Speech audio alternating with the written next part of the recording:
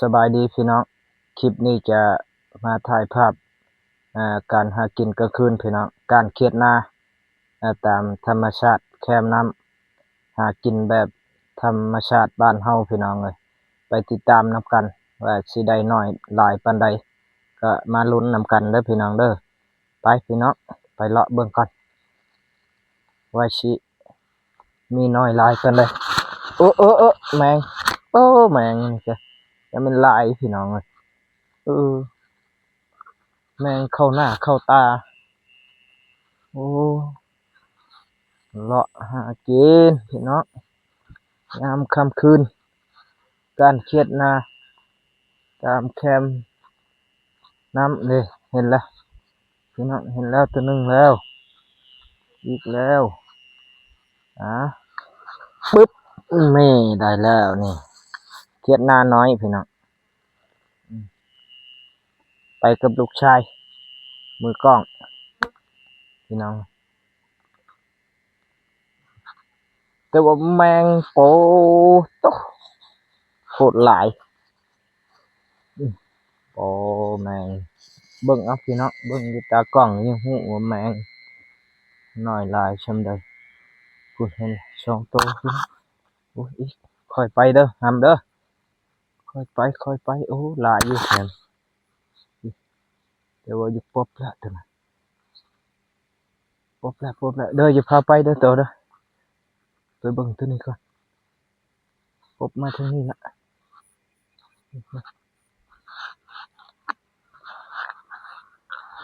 ปึ๊บได้แล้วนี่เนาะว่าอยู่ที่นี่ตัวโอ้เขียดน้อยเนาะเขียดเขียวบ่เอาเขียดเขียวพูดตัวนึงมันแปะแคมน้ำเลยตัวน่ะหาขึ้นมากพี่เนาะตามมาโอ้เขียดเขียวนี่ก็เอา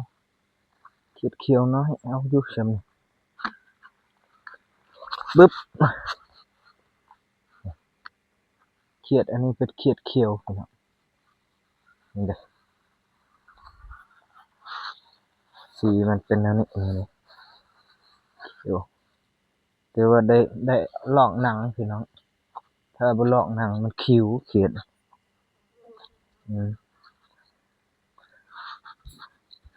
ค่อยเลาะไปบ่โอ้เขียดเขียวหลายเขียดน้อยเบิ่งก็เขียดนั่นเขียดนาโอ้ปลาพี่น้องมีปลาพร้อมอีกนี่เด้อนี่เด้อปลากั้งปลากั้งพี่น้องเริ่มสิงมเบิ่งอยู่นี่แหละคือว่ากินอยู่หม้องนี่แหละอ้าวออกไปทางใดแล้ว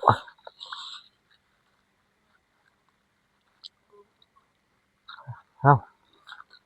บ่เห็นชักไปแล้ว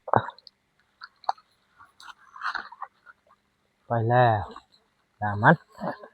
หาโต๊ะใหม่อย่าพาไปก่อนเด้อเขียดมันปบเด้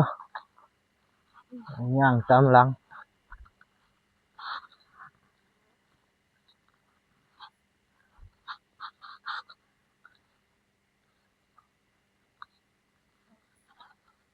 มันอีกลายอยู่แต่บ่ทันดึกพี่น้องแต่ถ้าดึกมันจะลงลายอยู่เด้อเขียดนา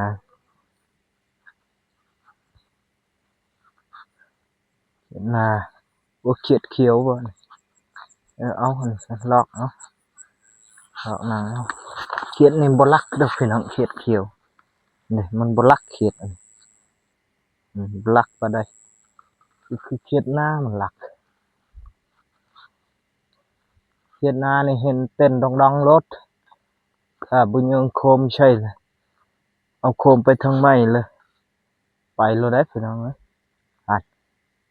เห็นอยู่นี่คือบ่เห็นล่ะ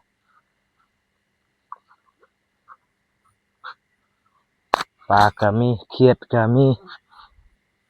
แต่เขียดน้อยอันนี้บ่แม่นเขียดนาเขียดเขียวมันน้อยโพดบ่เอา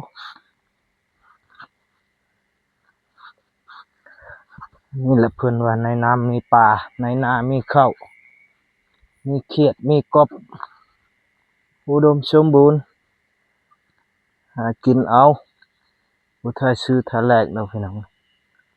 อืมเป็นไงโอ้ยเตรียมเต้นน่ะอย่ามาเด้ออย่าพามาเด้อมันสิไปก่อนนะมาปึ๊บได้เสร็จแล้วพูดตัวหนึงโอ้ไปก่อนโอ้ไวแท้อย่าพามาเด้อไล่เลยไล่เลยไล่เอาเลยปึ๊บโอ้ยไปแล้วอู้อู้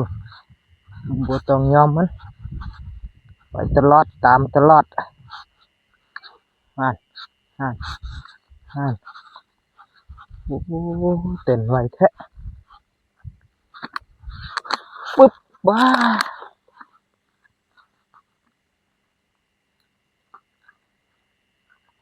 อ้าวจนได้พี่น้องเอาจนได้พูดตัวหนึ่ง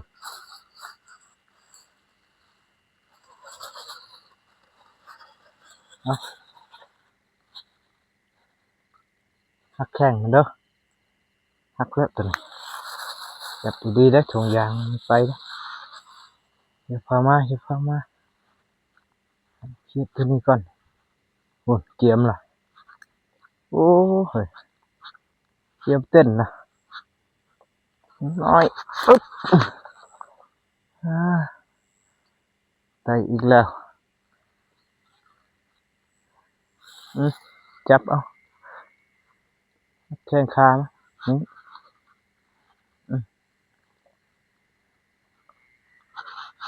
ไปอีกพี่น้องโอ้หลายอยู่ได้มันบ่ได้ออพี่น้องมันลงกินน้ำหมอกพูดตัวหนึ่งเจอว่าเห็นแสงโคมเลยมุบเลยเตรียมกระโดดแล้วพี่น้องปึ๊บนี่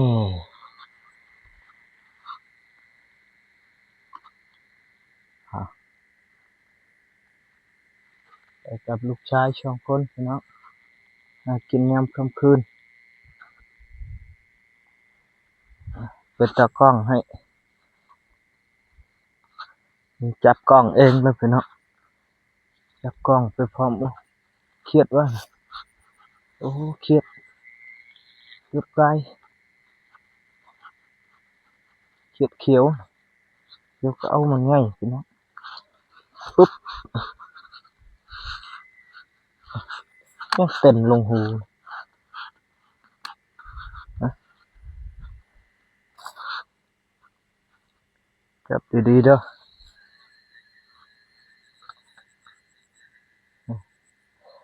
จับดีๆ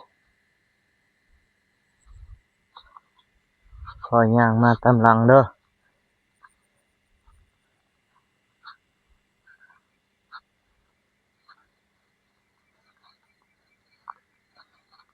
แมงลายพูดโป้เข้าปากเข้าคอ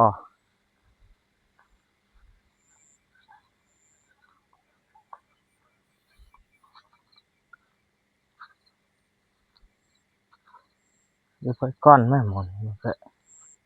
กายเครียดแล้วเนาะไปก่อนคอยไปตามหลัง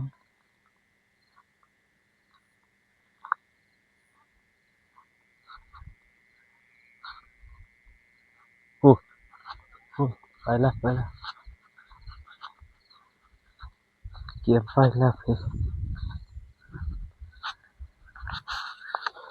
ปึ๊บโอ้ยหลุดมือเต้นไปทั้งเลยละฮะกายพุดตัวนี้โอ้บ่ได้ชับพี่น้องโอ้หลุดมือจับบ่ได้นะไปแล้วอย่ามันเอาตัวใหม่ฟูอันนี้ล่ะเห็นแล้วบ่ต้องเอาแสงโคมไปไกลพี่น้องเอาไปไกลนี่กระโดดเลยพูดละเอาตัวนี้ก่อนมันค่อยนำตัวใหญ่นี่ตัวใหญ่ๆนี่แม่ไข่ตัวนี้ ตัวนี้ไข่ไปทางนี้แล้วเนาะมาทางนี้แล้วกิน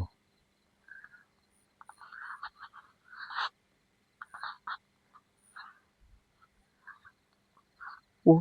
กายตาเราบ่เห็นเลยเด้อพี่น้องแล้วรู้เด้อเย้อันเด้อ้าวมอนนี่ค่อยจับเอานะเขียดบ่ฮักแข้ง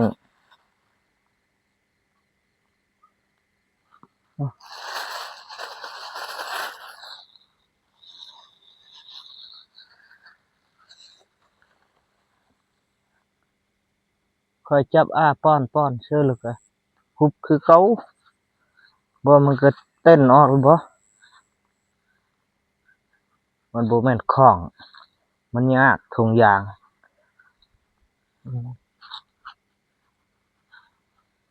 มันบ่มีของพายพี่น้องถ้ามีของนี่ใช้ง่ายอยู่อันนี้บ่มีฮอดของใช้ทุกอย่างเอามันฮุบยาก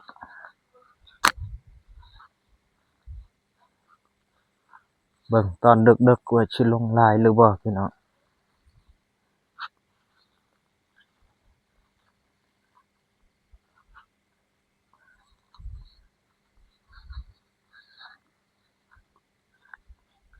เบิ่งไป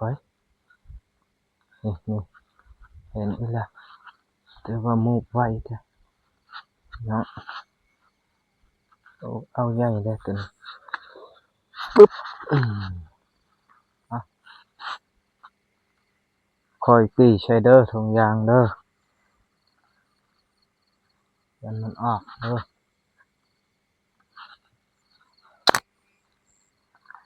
เลาะตัวนี้คือไปพูดแถวนี้ปลาหญ้าหลายแท้โอ้มีแต่ปลาหญ้าแท้มันบ่อยู่เห็นมันแท้ต้องไปบ่อนเป็นแปลนบ่อนปลาหญ้านั่นนี่แล้วปูโดดมาแล้วพี่โอ้น้อยเขียดเลยน้อยเอา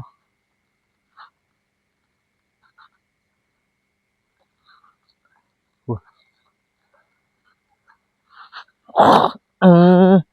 แมงเข้าคอพี่น้องโดดขึ้นเอ้ย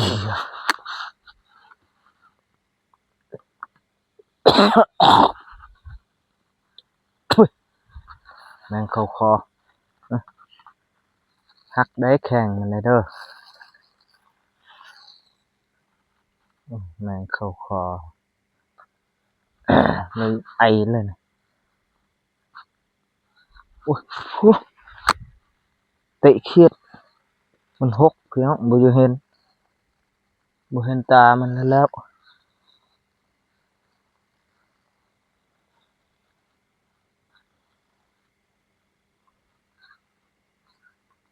โอ้พลาดโอ้ไปละโอ้โอ้ค่อยไปแม่ล้มแม่เผาไปเฉยเอ้ย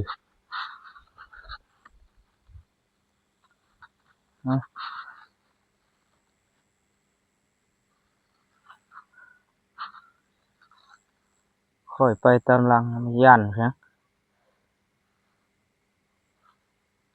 พี่อีกแล้วตัวนึงโอ้แต่เข้ากล่องคอนนี่นะเอาได้หรือบ่ไงเอา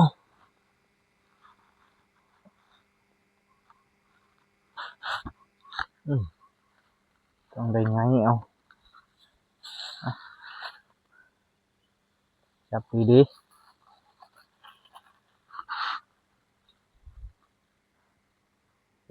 เห็นนี่ละโอ้หลายอยู่พี่น้องหลายอยู่เด้อพอได้อยู่หลายอยู่ได้เขียดออกหลายอยู่มันเอา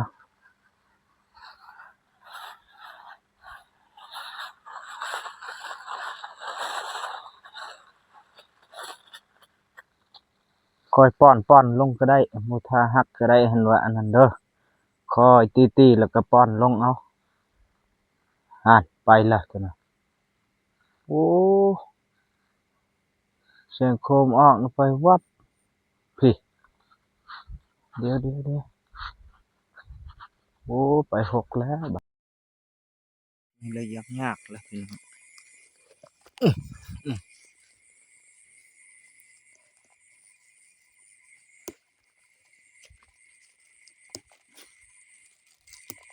หักแข้งโอ้ผุดแล้วก็อยู่บ้านนึงไตเอาคอยไตบ่พี่น้องนี่โอ้เอ้าหยุดบ่เข้ามาเด้อ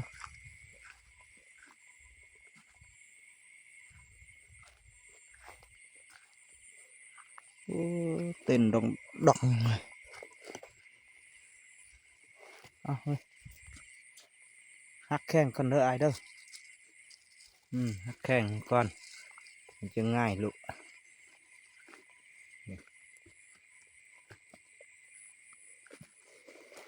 ปึ๊บ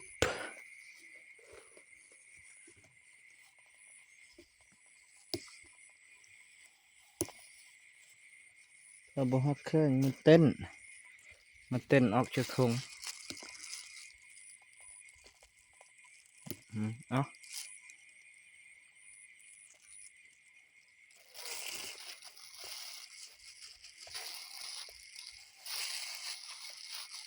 ไปต่อพี่น้อง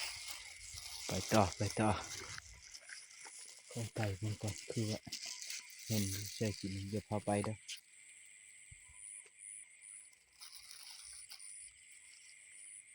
คุณเนาะโอ้ชกโตไปแล้วตัวนึงไปแล้ว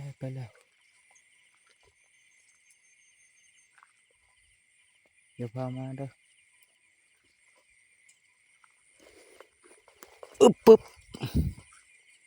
ตัวนึงไปแล้วพี่เนาะเอาถ้าหมอนี่จับเขียดนี่ก็ได้โอ้แล้วหมอหานี่ไม่งั้น